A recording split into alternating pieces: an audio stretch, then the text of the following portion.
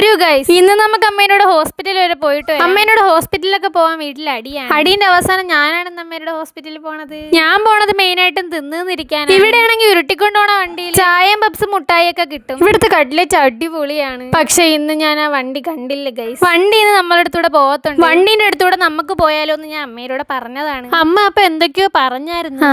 ഇനിയിപ്പൊ പോട്ട്. ഭാഗ്യത്തിന് ഇന്ന് ഡോക്ടർ വരാൻ ലേറ്റ് ആയി. അതുകൊണ്ട് എനിക്ക് ബിരിയാണിയൊക്കെ വാങ്ങി തന്നു. തിന്ന് തീരാറായപ്പോ തൊട്ട് എനിക്ക് എങ്ങനെയെങ്കിലും വീട്ടിൽ പോയാൽ മതിയെന്നായിരുന്നു. അവിടെ ഇരുന്നിരുന്ന് പുഴുത്ത് ഞാൻ. പിന്നെ കുറച്ചു നേരം അവിടെ ഇരുന്ന കൊച്ചിൻ്റെ കൂടെ സംസാരിച്ചൊക്കെ അവസാനം എങ്ങനെയോ ഡോക്ടറിനെ കണ്ടിട്ടൊക്കെ ഇറങ്ങി. അവിടെ ഇരുന്നിരുന്ന അമ്മയ്ക്ക് പുതിയ ബെൽറ്റ് ഒക്കെ ആയി. എനിക്കാണെങ്കിൽ എങ്ങനെയെങ്കിലും അവിടെ നിന്ന് ഇറങ്ങിയാൽ മതിയായിരുന്നു. ബസ്സൊക്കെ കയറി വീട്ടിലെത്തിയപ്പോ ഒരു പരിവായിട്ടുണ്ടായിരുന്നു. വീട്ടിലെത്തി രാവിലത്തെ ഇഡലിയൊക്കെ എടുത്ത് കഴിച്ച് പിന്നെ ഉറക്കം എണീറ്റിരുന്ന ഡൂഡിമോളെ ശല്യം ചെയ്ത് എവളെ ഇങ്ങനെ ഇട്ട് വെറുപ്പിക്കുമ്പോ എനിക്ക് ഭയങ്കര സന്തോഷമാണ്. കുറച്ചു കഴിഞ്ഞ് ഞാനും പൊന്നും കൂടെ വടയൊക്കെ വാങ്ങിക്കാൻ പോയി. ഉള്ളിയോടെ കിട്ടുന്ന കടയൊക്കെ തപ്പിയാണ് ഇറങ്ങിയത്. ആദ്യത്തെ കടയിലെത്തിയപ്പോ അവിടെ ഉള്ളിയോടെ ഇല്ലായിരുന്നു, ബാക്കിയെല്ലാം ഉണ്ടായിരുന്നു. അങ്ങനെ നമ്മൾ അടുത്ത കടയിൽ പോയി. അവസാനം അവിടെ നിന്ന് തപ്പി നടന്ന സാധനം കിട്ടി. ഇവിടെ എന്ത് വാങ്ങിച്ചാലും ആദ്യമേ എടുത്ത് മാറ്റി വെക്കണം, അല്ലെങ്കിൽ ലാസ്റ്റ് സാധനം കിട്ടൂല. അതുകൊണ്ട് ആദ്യമേ എന്റെതൊക്കെ എടുത്ത് മാറ്റി വെച്ച് ചായ ഉണ്ടെങ്കിൽ എനിക്കിതൊക്കെ തിന്നെ ഒരു സുഖമുള്ളു. അതുകൊണ്ട് ഞാൻ തന്നെ ചായ ഇടേണ്ടി വന്നു. പിന്നെ ഇതായിട്ട് കുറയ്ക്കണ്ടെന്ന് വിചാരിച്ച് അങ്ങനെ അതും ഉണ്ടാക്കി. ഇനി നമുക്ക് ചായ ടേസ്റ്റ് ചെയ്ത് നോക്കാം. ചായയൊക്കെ അടിപൊളിയായിരുന്നു. അവസാനം ചായയൊക്കെ മണ്ടേ കയറി. ഇനി ഇത് മൊത്തത്തിൽ ടേസ്റ്റ് ചെയ്യാം. ടേസ്റ്റ് ചെയ്യലിന്റെ ഒക്കെ അവസാനം ഇങ്ങനെയായിരുന്നു. ഇനി പോയി പാത്രമൊക്കെ കഴിവട്ട്.